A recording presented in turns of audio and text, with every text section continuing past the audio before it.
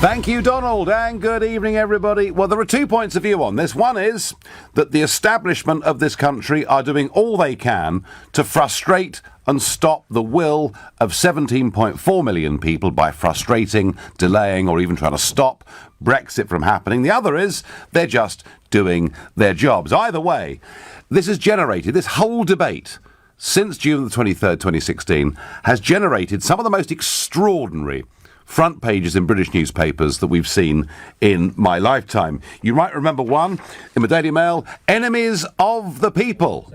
And that was when the judges said, no, Parliament has to have a final say on whatever deal it may be. And the Telegraph ran with the Brexit mutineers. And this was about a group of a dozen backbench Tory MPs, doing their absolute best to frustrate the Brexit process. But those headlines were as nothing compared to the headline generated today by the Daily Mail, in the light of the fact that the House of Lords has on 14 occasions voted against the government's EU withdrawal bill, even suggesting that the date for Brexit should not be set in stone. And so today we get, in the Daily Mail, Brussels must be chortling as these traitors in Ermine betray 17.4 million voters. It's time to pull the plug on the House of Lords. Traitors in Ermine. Wow. I've said one or two things in my time about the establishment of the pro-EU and the pro-EU order, but they are really very, very strong words. And before I move on to ask you what you think about that, I want to be fair and say this. On my LBC Sunday show, just gone, I interviewed Lord William Wallace of Saltaire, who was a Liberal Democrat peer.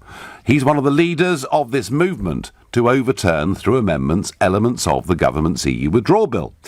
He's on record as saying that leaving the European Union without a clear and detailed agreement on the future relationship would be a disaster for our economy, our foreign policy, and our relationship with Ireland. So I asked him last Sunday if the series of defeats the government EU withdrawal bill is having means the House of Lords has overstepped the mark. No, we're the second chamber. Not an ideal second chamber. I'm in favour of an elected House of Lords, but we have to work with what we've got. And it's our job to ask detailed questions of where the government's going and if it's got it right and if it knows the detail. And there's an awful lot of detail in the question of leaving the European Union. The referendum asked a very simple question, but the answer is extremely complicated, and that's what we're looking at. But tradition has it that the House of Lords does not challenge the government on legislation upon which it was elected. And we have the Conservatives, albeit not with an outright majority, but by far the biggest party, in an alliance with the DUP. And in their election manifestos last June, they both promised that we would leave the customs union and leave the single market. And it seems to me that your votes rather go against those manifestos. We're not challenging the legislation as such. We accept that we seem to be going to leave if the government can sort out how we're going to leave and what we're going to leave. But as I'm sure you recognise, Nigel, the government has so far failed to agree what sort of future relationship with the European Union it has. It has these two ideas for some sort of customs arrangement, and it paid £700,000 to McKinsey's to invent one of them. They're both unworkable. And we are entitled as the second chamber to say, do you know where you're going? Does what you propose work? And if it doesn't, think again. That's what we're doing. Well, that was Lord Wallace defending the fact that the House of Lords has beaten the government on 14 separate occasions, but there was a clue in that when he said, we seem to be leaving the European Union in March of next year, which indicates to me he's doing all he can to stop it from happening. But hey, you've heard his point of view, so let me ask you the very simple question. Is today's front page of the Daily Mail, where it calls those lords that have voted this way traitors in Ermine, Have they, in this, gone too far? And if you think no, actually, the truth of it is the Lords have completely overplayed their role. It's time we did pull the plug on the chamber. Then call me on 0345 6060 973, or perhaps you think, no, they're just doing their job and scrutinising the government, in which case text to 84850. Or maybe you're one of those who thinks there is a halfway house, a compromise, in which case tell me what it is by tweeting using the hashtag Farage and LBC at LBC, and of course watch us on Facebook and comment there too. And there are some people now calling for reform. In fact, former Tory leader Ian Duncan Smith has called for a complete and total overhaul of the Lords. Daniel Kaczynski, Tory MP, has called for root and branch reform. Folks, I'm not calling for reform. We had reform. Tony Blair brought in the reform. He told us the House of Lords would be fit for purpose in a modern 21st century Britain. And what he and Cameron did was stuff it with 600 of their mates. You know, former MPs, party apparatchiks, people whose names you've never heard of, whose contribution to public life, frankly, has been very limited. Oh, I nearly forgot. Party donors too. I think the House of Lords now represents in many ways the metropolitan political class, and I thought way before these defeats to the EU withdrawal bill, I thought way before that, this is no longer fit for purpose. We should abolish it. We should get rid of it. And even if the term traitors in Ermine seems a bit strong, frankly, they are breaking every normal historical convention. The House of Lords' job is not to overturn the manifesto of the government of the day. By the way, the Labour Party actually also, in their manifesto, said we should leave the European Union and the single market and the customs union. So I do not think myself, the Daily Mail, are too far wide of the mark. What do you think? Lorraine in Chelmsford, I'm going to ask you that very question. Good evening. Oh, good evening, Nigel. I think now's about the right time, to be made public the actual amounts of monies the House of Lords receives, and also some sitting in the House of Commons, receives in things like EU farm subsidies, EU pensions, vested interest, and also, I think, ties to George Soros. I know that the Duke of Wellington receives over £80,000 a year in sub. Yeah, well, I don't want to do the individuals, but Lorraine, your general point that there are many in the House of Lords who own big tracts of land, which of course does bring EU subsidy, your fact that there are quite a lot of former commissioners, former MEPs in there on EU pensions, in particular commissioners who have conditional pensions, all of that is true. I mean, I think the very least, Lorraine, is that in the debate on this, people should, in the House of Lords, have declared an interest, a financial interest, and do you know what? Not one of them did. Well, I think it's absolutely disgusting. I mean, it is vested interest. They put in their own pocket before they put in the sovereignty of this country. That's the bottom line. Nigel, while I'm on, I'm going to get this in. Petition 209433. Give the electorate a referendum on the abolition of the House of Lords. Yep, no, I'm aware of it, Lorraine. I'm aware of it, and I'm aware, that petition aside, I think I detect and sense a growing frustration with the House of Lords, and I think they've broken the Salisbury Convention. And Lorraine, you are not alone in being very angry with them. Thank you for your call. John is a first-time caller from Sunbury in Surrey. Good evening, John. Oh, hello, Nigel. Yes, I'm furious with these lords and baronesses. They're all on the EU gravy train, getting subsidies and pensions, etc.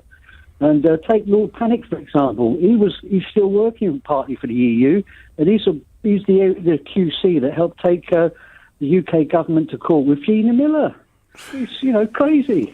Well, I mean, John, to try and be fair, members of the House of Lords are entitled to have an opinion. Of course they are. But I think the problem, John, here is, number one, non-declaration of financial interest. That's a real issue, I think. And frankly, number two, the House of Lords is there as a revising chamber.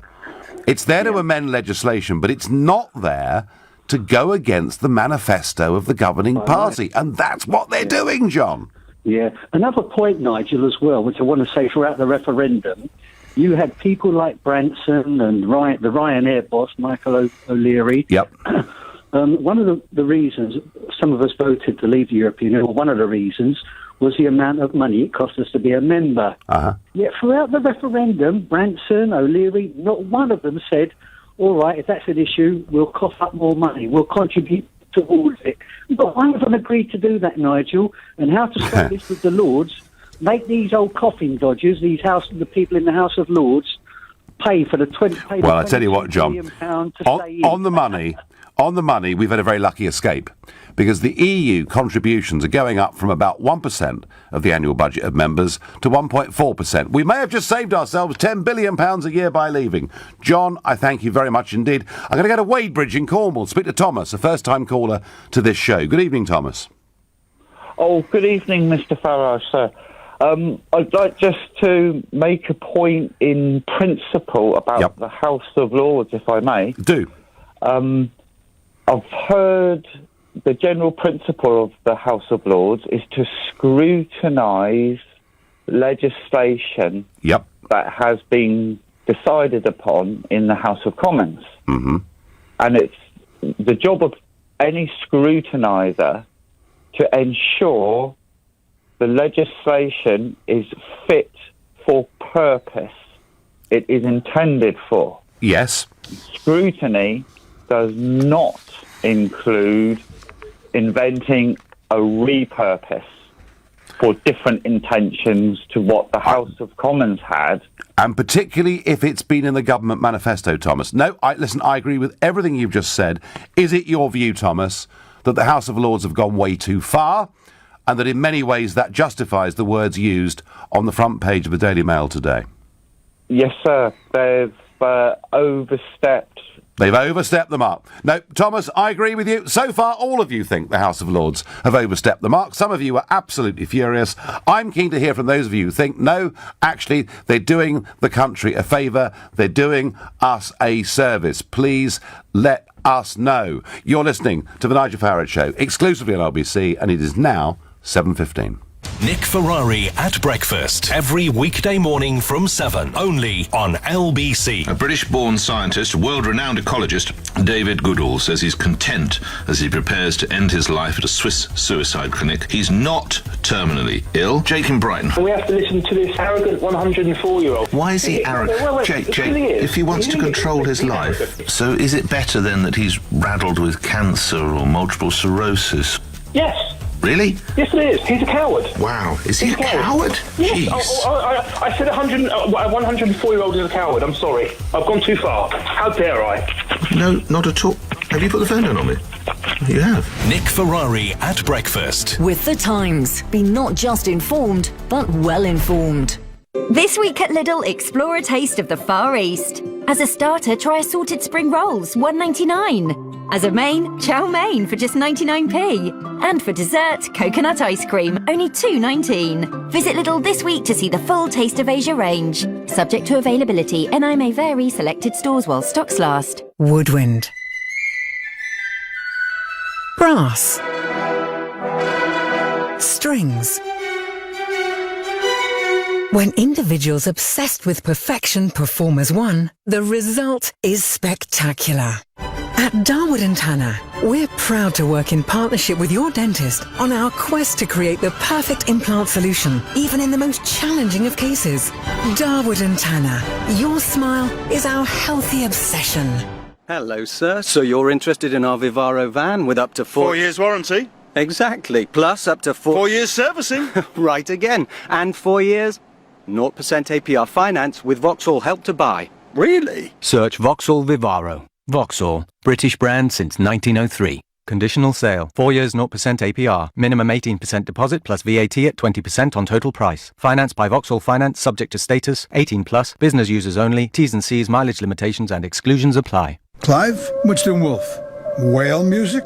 You must be one stressed-out private landlord. Yes, I am! Your tenants are struggling financially and can't pay their rent. But you're with Direct Line. They'll repay any unpaid rent until your tenants are out. So drop the stress ball. It'll all be over soon.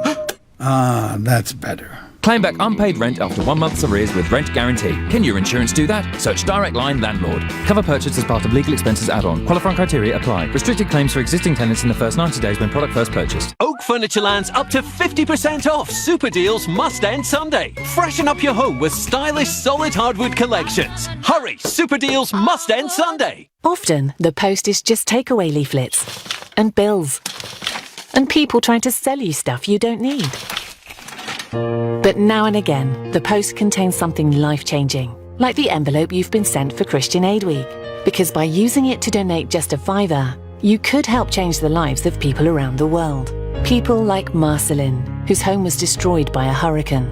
So please keep an eye on your doormat this Christian Aid Week, because together we're stronger than the storms. My house, my office, they're a mess. You need London Storage Vaults. Their self-storage units are in an underground vault near Oxford Circus, so they're completely safe. They're also climate controlled, so they're ideal for anything from paperwork to fine wines. Sounds great. They'll collect your stuff for free if you're in zones 1 and 2. There's 24/7 access and all from just £10 a week. London Storage Vaults, the future of self-storage. Visit londonstoragevaults.com. Terms and conditions apply. This is LBC, the Nigel Farage Show. Call 0345 6060 973. Text 84850. Tweet at LBC using the hashtag Farage on LBC.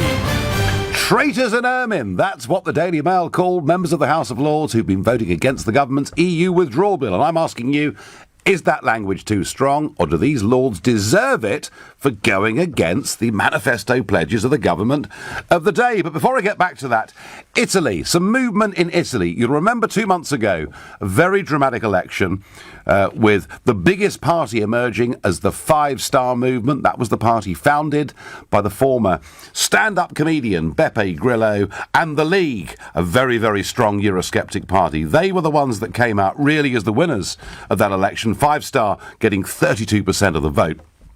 And I have to say, it's taken 2 months for anything to really happen. But today, it would appear that the Five Star and the League are on the verge of getting together to forming a coalition government. They will have just over 50% of the vote. Now, they've been given an ultimatum by the Italian president, Sergio Mattarella, saying, folks, you've got till Sunday to sort this out, or in reality, there'll be another general election. Let me say, I've worked with both of these parties in the European Parliament, both of these groups, and I've been president of those groups, and these people have served with me, and I really want to see this coalition forming.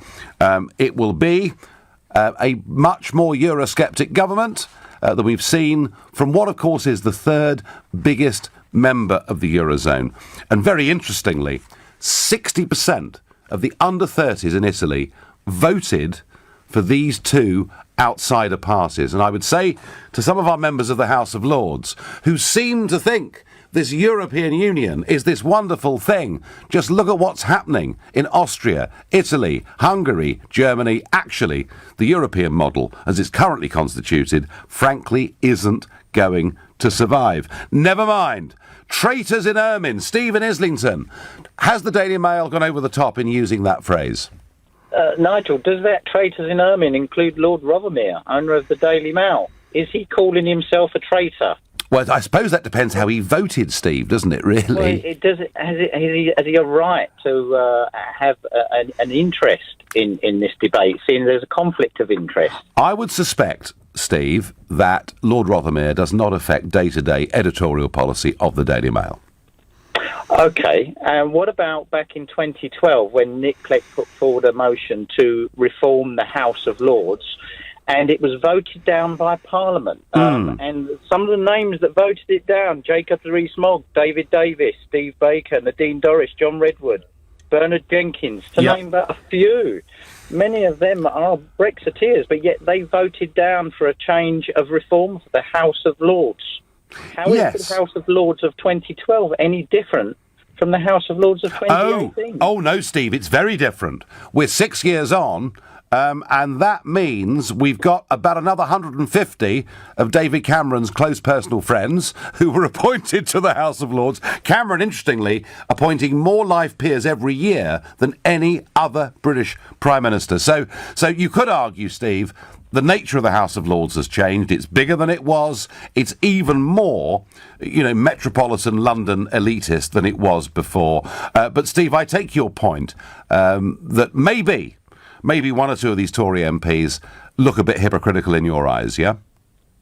Well, I would say so, but I wouldn't have thought that the remit of the House of Lords has changed in that time. The numbers may have swelled, but they still have the same remit then now as they did then. I mean, Steve, this is very interesting, isn't it? Because, we all understand the job of the House of Lords is to revise legislation, to say to government, look, we've got some expertise here, we're not sure in practice this piece of law works, please have another think, and 3 times that ping-pong ball can go back and forth, and ultimately, ever since 1911 and the major reform of the Lords, the government can, of course, if it wants, force the legislation through. But, Steve, the difference is this. The convention has been that whilst the Lords will look at bad law, the Lords does not go against the manifesto of the government of the day. And, Steve, isn't it fair to say that that's exactly what they're doing here? Well, isn't it fair to say that the Lords are ensuring that democracy works properly by pushing forward a second referendum on the outcome of the negotiations? Wouldn't that be fair? Well, it'd be fair to say, Steve, that these are the very Lords who gave away our democracy and had us governed from Brussels for the last 40 years. Yeah, but aren't they pushing forward for that so that the people... The very same people, Steve, the very same people who argued most strongly against there being a referendum are now the same people who want us to have a second one. Well, wouldn't that be fair? I mean, even your own Jacob Rees-Mogg said back in 2012 that we should have a second referendum. Wow. Well, Steve, it wasn't the best of 3. But let me ask you a question. Since the so-called Great Blair reform of the House of Lords, we now have 600 people who've been stuffed in there by Blair and by Cameron. Do you think, Steve, we should either reform the House of Lords, abolish the House of Lords, or is it fine and dandy as it is? Well, at the time when Nick Clegg put forward that vote, I was for Nick Clegg to reform. And I still am. But we are where we are, and the Lords are operating under the terms that they currently have. So we go with them as they exist at the moment. Well, sorry, Steve. I think the country doesn't want that anymore. I think the country wants something very different from its second chamber, in terms particularly of the makeup of the people that are there. So you want revolution, then? You don't want... Absolutely. I am a revolutionary, a pinstripe revolutionary.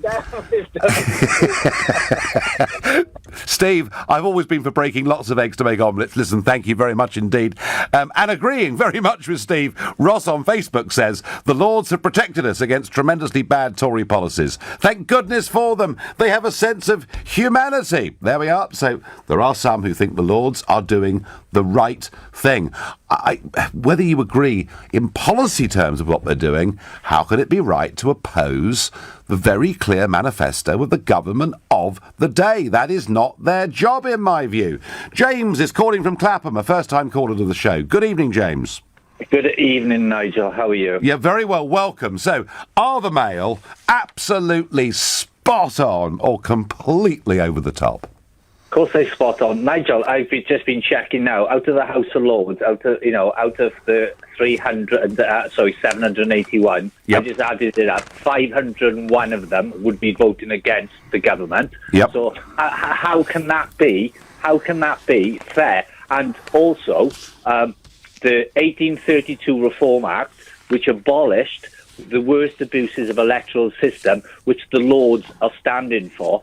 So what the Prime Minister needs to do is, as you were saying, Nigel, go and make 400 peers, go and make it quite clear to the peers, you're going to vote for your abolishment, because when it is, you're going to vote for your abolishment, we can push it through. It doesn't need to go to committee, actually, Nigel, by the way. The Prime Minister, on the say-so of the Queen, can make them, push them in, they have a say-so then, you know after 3 years you're basically going to lose your title, and then we can get rid of that absolute cabal, which is nothing more than a Remain bunch of anti-democratic losers that can come out with a comment like this, that the Prime Minister is using Brexit like Hitler tried to seize power. Wasn't that extraordinary? Disgrace. Yeah. Lord Roberts of Llandudno should be absolutely ashamed of himself. Yeah. James, I have to say I'm with you. I equally am very, very angry about the way in which they behaved. But my anger to this is not new. I've been arguing this now for some years. It isn't just the Brexit vote that makes me feel this. I just think the House of Lords is not representative of this country in any way at all. It is not full of the expertise, James, that it used to have. It's basically political apparatchiks who've been stuffed into the Lords. The things are nonsense. James, would you try and reform it or simply abolish it as it is and have an elected chamber?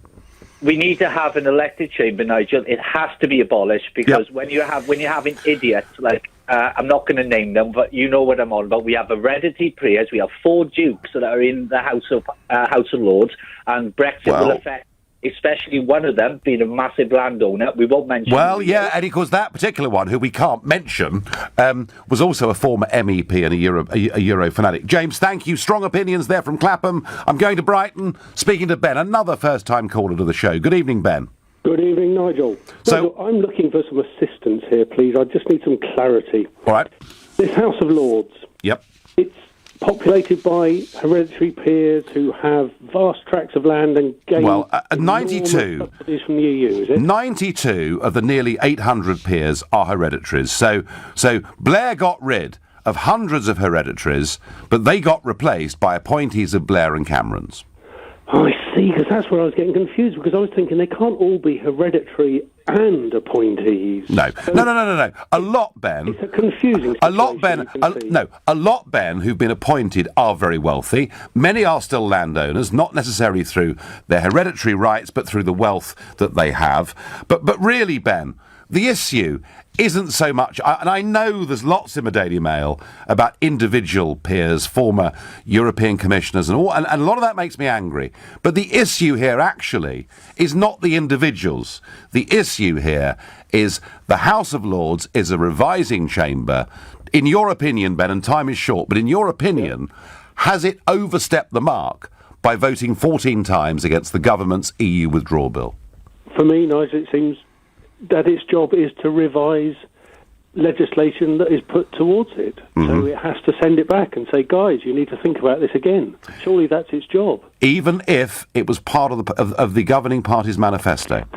Yeah, but we can't just commit, suicide nationally just because it was part of a manifesto. Surely we have to be intelligent enough. So you think Brexit's suicide, do you? We haven't done this right, have we? So you think Brexit's suicide, Ben, do you? Nigel, don't get me going on that, but I suspect... No, well, clearly you do. I mean, you are not giving me a partial opinion here, Ben. You think Brexit's a disaster, therefore you think it's justified for them to do anything to slow the government up. No, I disagree with that. No, I think it's completely within the remit of the House of Lords to say, I actually passed this piece of legislation back to you because, in our opinion, whether we're hereditary or appointed, we don't think you fully thought through this piece of legislation, and we'll ask you to look at it again. Well, and I've no doubt, Ben, what they really want to do is ask the 17.4 million people to vote again by pushing for a second referendum. Thank you for your call, Ben. Great to hear from you. You're listening to the Nigel Farage Show, exclusively on LBC. It's now 7:31 and time for the news with Thomas Watts. The government has apologised to a Libyan couple over claims a UK tip-off led to their capture and torture. Abdel Hakim Belhaj was tortured and held for 6 years by Colonel Gaddafi's regime until 2010. Donald Trump has confirmed his summit with North Korea's leader will take place in Singapore on June the 12th. The president says both he and Kim Jong-un will try to make it a very special moment for world peace. Shares in BT have fallen 7% after it announced plans to cut 13,000 jobs. 2/3 of the losses are in the UK, mainly affecting back office and middle management roles. LBC weather. Dry for most of England and Wales tonight with some clear spells. Windy across northern parts of England and in Scotland. A low of 8 degrees. LBC travel on the M25 anti-clockwise. All traffic is being held temporarily between junction 9 for Leatherhead and 8 for Reigate. That's following a breakdown. Also anti-clockwise, it's slow between junction 25 for Enfield and 24 for Potters Bar. That's because of a breakdown. One lane is closed there. On the M4 westbound, there is a lane closed on the exit slip road at junction 3 for Hayes. That's because of an accident. And in Surrey on the M3 northbound, it's queuing between junction 3 for Lightwater and 2 for the M25 following an accident. One lane is closed. LBC travel, I'm Anne-Marie Walsh. This is LBC. All next week, Sheila Fogarty will be carrying out a special report looking at a career in teaching. Whether you have recently graduated or are looking for a change in career, teaching is a great way to make your degree, skills and knowledge really count. Throughout the week, Sheila will be talking to a range of guests about the differences great teachers can make and how rewarding a career in teaching can be. That's all next week with Sheila Fogarty from 1 p.m. with Get Into Teaching and LBC. My house, my office, they're a mess. You need London storage vaults. Their self-storage units are in an underground vault near Oxford Circus, so they're completely safe. They're also climate controlled, so they're ideal for anything from paperwork to fine wines. Sounds great. They'll collect your stuff for free if you're in zones 1 and 2. There's 24/7 access and all from just £10 a week. London Storage Vaults, the future of self-storage. Visit londonstoragevaults.com. Terms and conditions apply. If you're a property developer, you'll know that running a business is hard enough without having to worry about VAT, stamp duty, land tax, CIS and legal agreements. Fortunately, the specialist property accountants at Barnes Rofe can take that burden off you. Speak with Barnes Rofe to find out how their specialist property accountants could save you valuable time and money. Barnes Rofe. Clever accountants for property businesses. Visit barnesrofe.com/radio. No, this is not the sound of a refreshing drink being enjoyed outdoors in the sun, but the sound of itchy eyes being relieved. Optrex Acti-Mist 2-in-1 spray helps relieve itchy and watery eyes. Now go and have that drink in the sun if you fancy. Optrex Acti-Mist, so you can open your eyes to spring.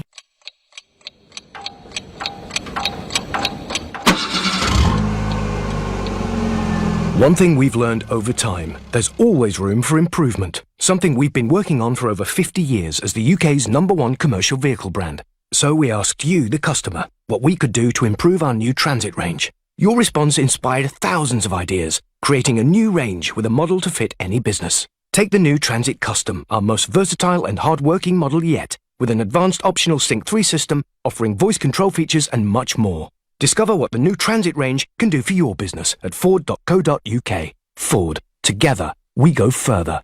The Nigel Farage Show on LBC. Traitors in Ermine. That is how the Daily Mail describe members of the House of Lords who've now voted 14 times against the government's flagship EU withdrawal bill legislation, something, of course, that was very clearly in their manifesto.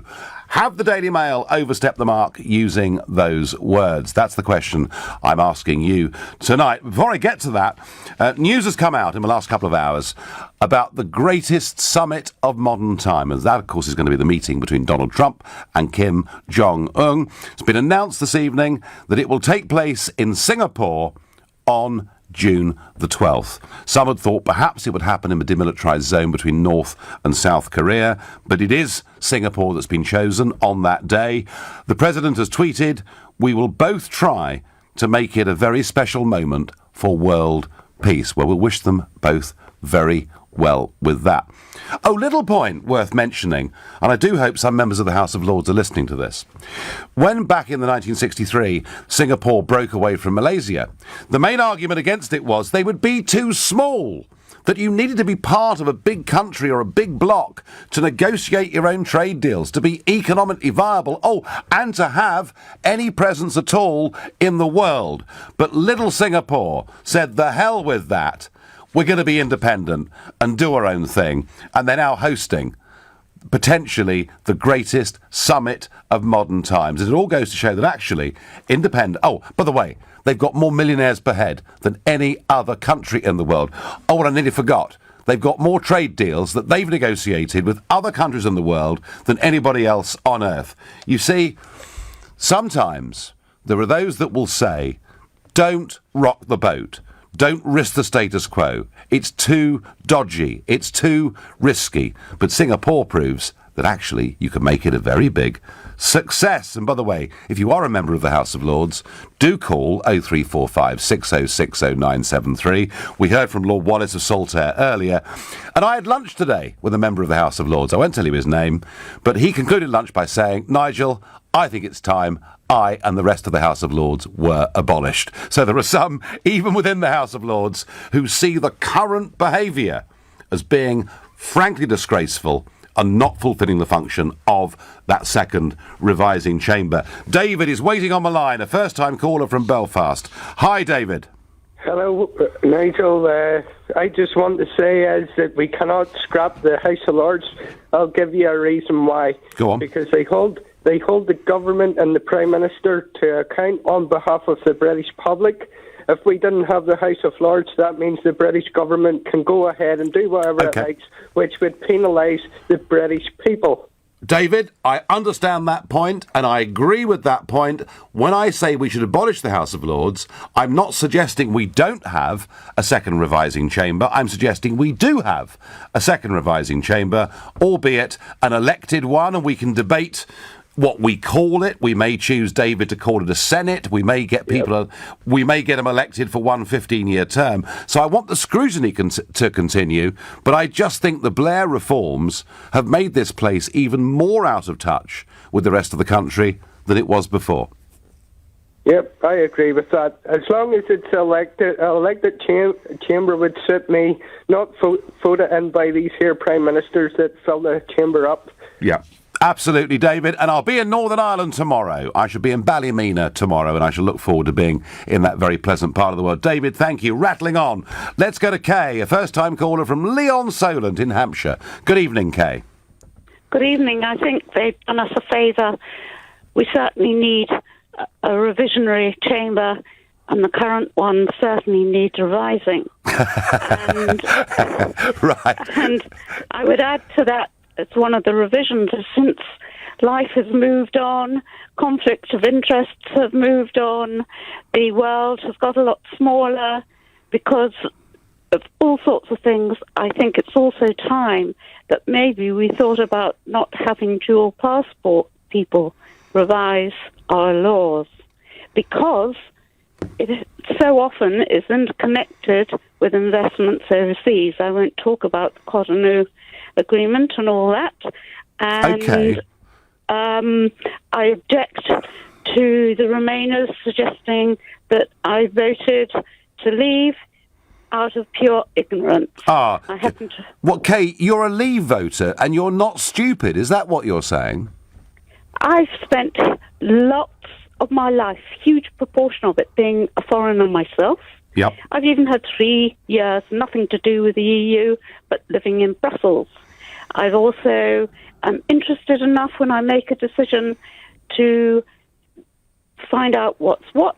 So you will have gathered I have read the Court of Auditors reports, many of them, and for example, the European Investment Bank, I suggest to anybody who well, Kay, that level of detail, and by the way, I'm interested in our ongoing commitments to the EIB. But the point, Kay, is you've read it, you've thought about it, you're not stupid, you voted Brexit. Do you, Kay, do you feel the time has come to get rid of the House of Lords, that the Daily Mail are right in saying pull the plug? Would you prefer an elected second chamber to what we have now? Well, we certainly need something, that's for sure. I've lived in Washington for 3 years, and the Congress and the Senate arrangement seems to work pretty well. Yeah, no, absolutely. Kay, I thank you very much indeed. Gina says on Facebook, these lords seem very biased. Is there a balance 50-50, or are they mainly Remainers? Oh, Gina, they are mainly Blair, Cameroon, London-living, wealthy Remainers. Make no mistake about that. Leslie says, Article 50 is quite clear. Obviously, the Lords have trouble understanding it. Sack them! Brian says, the House of Lords is not trying to overturn the result, and to say so is utter nonsense. Really, Brian? What are they trying to do? When when they vote for an amendment that says that the 29th of March, the day we're leaving the European Union itself, should not be set in stone, what on earth, Brian, do you think they're actually trying to do? Mark says they are not defending my national interests, nor, I think, the 17.4 million people and rising. David thinks there's no need to abolish the Lords, just need to remind them of what they're there to do. Use their expertise to enhance the government's legislation, not obstruct government policy. David, I agree with that, David, but with this mob, I'm afraid that's impossible, because they are beyond the pale. Alex is calling from Teesside, another first-time caller to this show. Good evening, Alex. Good evening, Nigel. I thought I'd take the bait and give you a call. You took the bait. Very good. Okay. Well, Alex, you're on LBC. The floor is yours. I'm listening. So, first of all, do we actually know what an Ermine is? I don't even know how to pronounce the word, but I've looked it up if you want to know. Well, go on, explain to everybody. Go on. I think apparently it's a sloat, especially when it's in its white winter coat. Yes. Whatever that means. A stoat, brilliant yes. For the Daily Mail to speak to the people like that with a word that everyone understands. I think it's a lot of fuss over nothing. If you consider we don't actually know what the government's position on Brexit is yet, they're still deciding it in the cabinet. So, Alex, come on. The Prime Minister got elected saying Brexit means Brexit. I mean, it couldn't be clearer, could it? She got elected with a reduced majority, with a lot of slogans that meant nothing. We don't really know what Brexit means. And even the cabinet don't, because they're falling out with it this week with Boris Johnson. So to pin this on the House of Lords, I think is unfair. You've got to remember that this legislation was going to go through without Parliament having a say-so. That's what the original intention was. And there's a lot of things that the government feel like they're not really being fair to democracy and giving the whole thing a say. Yes, Parliament and the Lords may have a balance towards Remain, but it's only bad legislation that will make them react. If it's decent legislation, they've got less of a leg to stand on to fight back against. Well, whatever the deal is, Alex, whatever the deal is, the big picture is we voted to leave. We're very clear. I agree, and that's fine. You know, and so here's where my main criticism is of the House of Lords. We triggered Article 50, as the electorate were promised we would if we voted leave, albeit it took longer to do it than I would have liked. And we are leaving at 11 p.m. on the 29th of March next year, whatever arrangements we have on the customs union or the single market. And Alex, by the way, I agree with you, the government are useless. I mean, the thought that 23 months on the Prime Minister hasn't worked out our customs position, I agree. But Alex, any attempt by the House of Lords to frustrate that date is going against the will of 17.4 million people, in my view. It may be, but if we're not ready to come out of that date, we shouldn't come out. Well, I think, Alex, I know the problems, but rather like Donald Trump with Iran, I take the view no deal is better than a bad deal. Thank you, Alex, for taking the bait and giving me a call. You're listening to the Nigel Farage Show, exclusively on LBC. It's 7:45.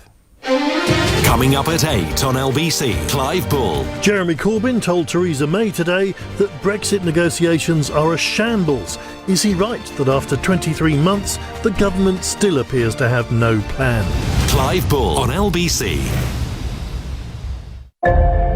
LBC with the Open University have been looking into adult learning and how everyone can learn while still earning, gain new qualifications, and can help bring life and social change. I'm convinced that a lot of people can do things, but they just don't realise they can do it. But once you start doing it and you start to succeed, it just snowballs, and that then permeates into every part of your life. To find out more about the Open University, go to lbc.co.uk.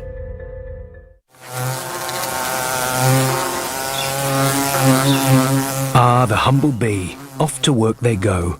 Amazing what you can achieve when you work together towards a shared goal. That's why we asked you, the customer, what you wanted most when we developed our new transit range. Your response inspired thousands of ideas, creating a new range purpose-built for every kind of business. Take the new Tornado Custom, our most professional and luxurious model yet. You can get flexible rear conference seats offering 30 different seating arrangements. Thanks for that. We couldn't have done it without you. See how we can all work together with the new transit range at Ford.co.uk. Ford. Together, we go further. Here's another true story from Aldermartin, Baines and Cuthbert. When fire tore through a residential London development in 2015, the local health and safety executive were quickly on the scene. Fortunately, ABC had all the right health and safety paperwork and certificates, and to the great relief of the building's owners, were able to prove there was no fault. No fuss, no hassle. For block management, ABC Estates will give your story an ending that'll make you as happy as Larry. Find out more at abcestates.co.uk or call 0800 888 6688. It's in my hair, my eyebrows, it's even up my nose. They make painting look easy on the telly, but let me tell you, it's not. The wall looks like it's been finger painted by a giant child. Who's going to rescue this? Oh, relax, relax. It's Trust a Trader. Actual professionals who know what they're doing and don't leave the place looking like, well, my face. Now I can concentrate on the important stuff. Whispering peach or dirty mayonnaise. Visit trustatrader.com. Want to progress more in your career or run your own business? With a business degree at GSM London, you can follow your bold dreams to success. Degrees are awarded by the University of Plymouth, and at GSM London, you can start a degree without formal qualifications on our foundation year. So why wait till October? Start a degree this June. Search Have Bold Dreams at GSM London now.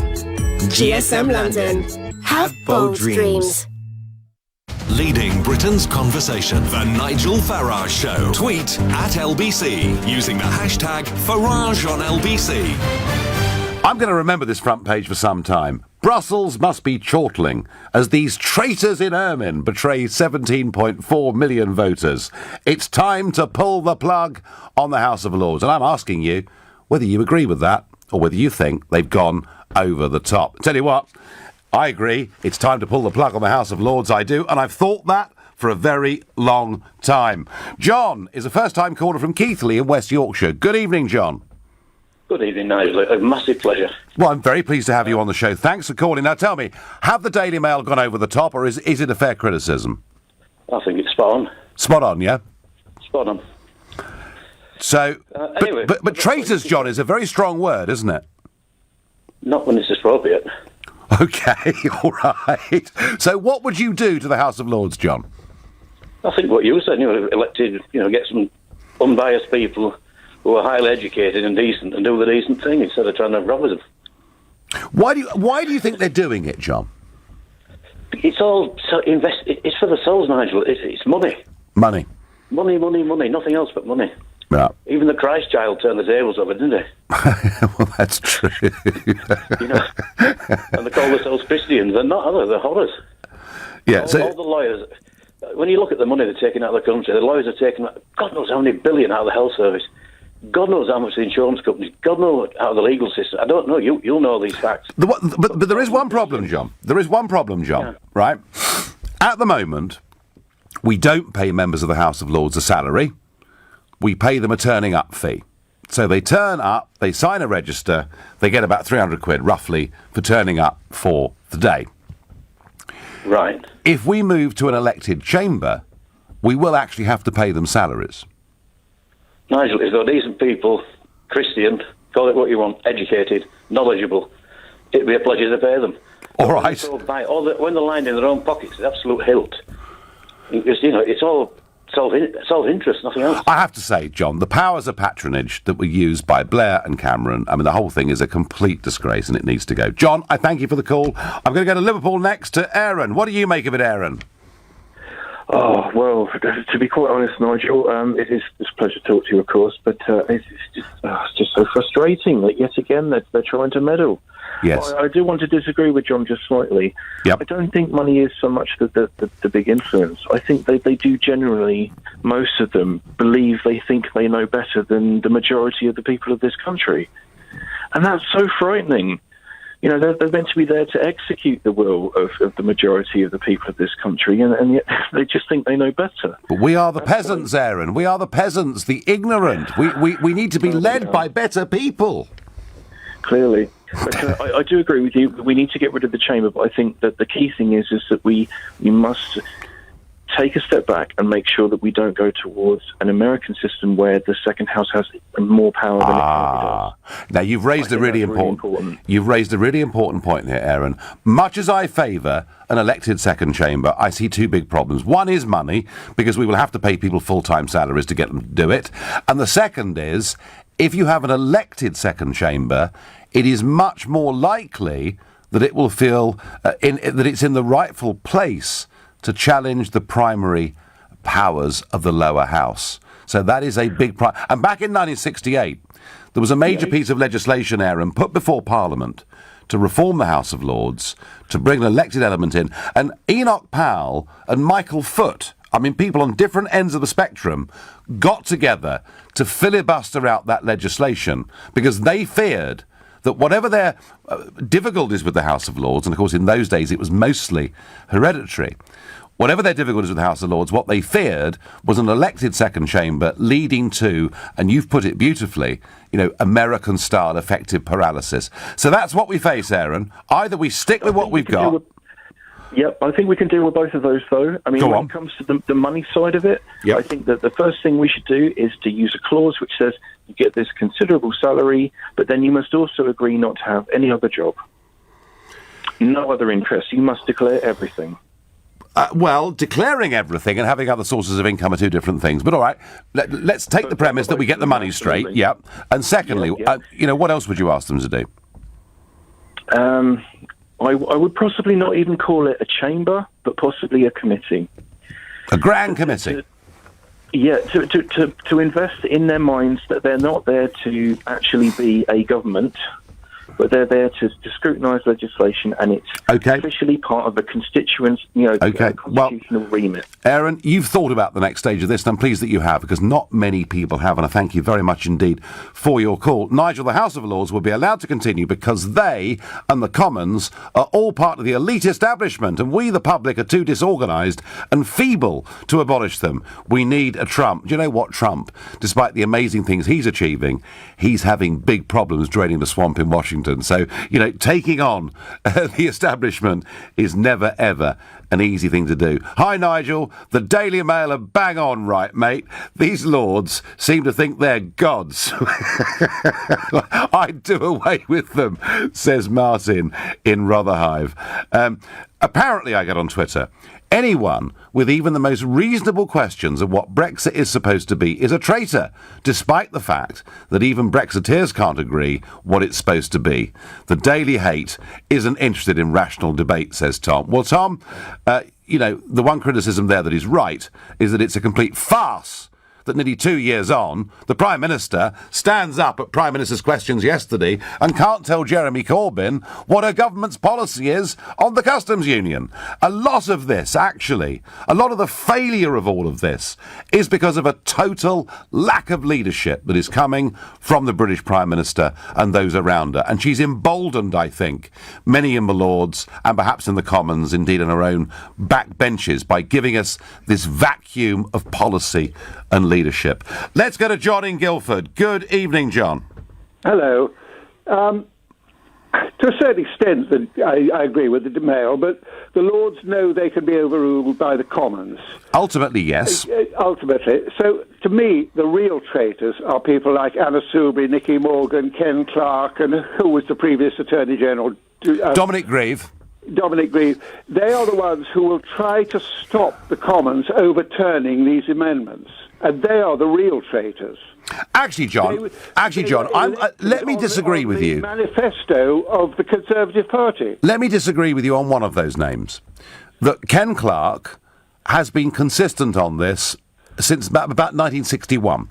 I agree, but he was still elected on this manifesto. Well, I haven't seen what Ken Clarke's local election address in Nottingham was, and whether he did say something different. Well, then if he didn't agree with the manifesto, he shouldn't have stood for Parliament. All right, so you think party discipline should count? I'm a Leaver, and he's tried to overturn my view and put his view in place. He's saying he knows better than me. Well, I make the case for Ken, John, because he actually would have been the Prime Minister of this country if he'd he'd have taken us into the euro. You know, if he'd buried his real political ambitions, but he didn't, and he's stuck consistent. John, what? Okay, all right. Now I've just said a moment ago that I think one of the biggest problems here is a lack of leadership. John, put yourself in the position. You are leader of the Tory party. What would you do with Anna Soubry? I would suspend her from the party. What? Take away the whip, get rid of her, send a message to the others, get tough. She's going against the manifesto. Yeah. Do you remember? I mean, okay, Ken Clarke, you say, but do you remember ABC? Anyone but Clarke. Yes, I do. I do. John, the other thing isn't it time though? All right, deal with those that you see as traitors on the backbenches. But John, isn't it time Mrs May told us exactly what we're going to do with the customs union? Yes, and she should say we're coming out of it, which is what she has said. Yeah, OK. John, listen, I thank you very much indeed for your call. And John, feeling very passionately there about those on the backbenches in the House of Commons who could ultimately be the biggest single problem, a bigger problem even than the House of Lords that Mrs may well face. Kenneth on Facebook says, the Mail, quite right this time, Nigel. 100%, no doubt. And Bella says, the Daily Mail is just as useless as May. Well, I don't know, Bella. You can call the Daily Mail lots of things. Useless, it most certainly is not. It is, a very, very important, powerful newspaper. It is using language that I'm not sure I ever thought I'd see in this country, but these are the passions that are raised by Brexit and raised by the House of Lords, many of whom, frankly, want to stop it, want to delay it, in many cases want to make us vote again. I won't use the word traitors, but I will say they're a complete shower. You've been listening to The Nigel Farage Show here on LBC. I'm back now on Sunday morning at 10 a.m. At 10 tonight, it's Ian Payne. But now, it's going to be Clive Bull. Nigel, thank you very much. Coming up at 9, it's the Property Hour.